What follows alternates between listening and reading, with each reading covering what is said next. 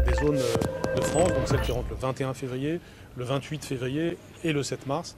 À chacune de ces rentrées, il y aura donc le protocole que j'indique maintenant.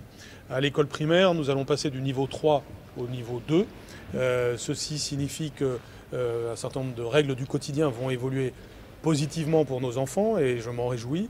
En premier lieu, ça signifie qu'il n'y aura plus le port du masque en extérieur.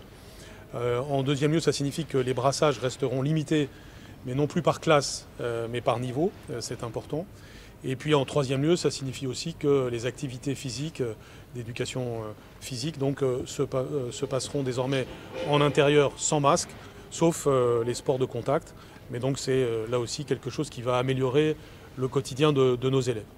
Ce sont des allègements donc conséquents encore une fois, je m'en réjouis parce que ça permet de rejoindre les règles que nous avions pour le second degré, qui étaient restées au niveau 2 et qui le restera, et qui a eu évidemment moins de perturbations au cours du mois de janvier, notamment parce que nos élèves étant plus vaccinés dans le second degré, nous avions pu nous permettre de rester à ce niveau 2.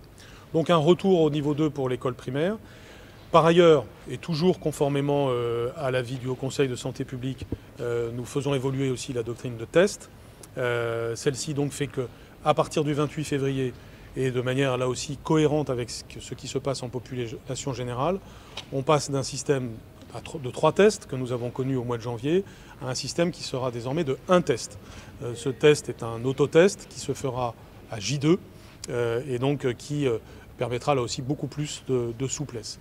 Et puis j'ajoute à cela que dès le 21 février, l'attestation sur l'honneur ne sera plus exigée.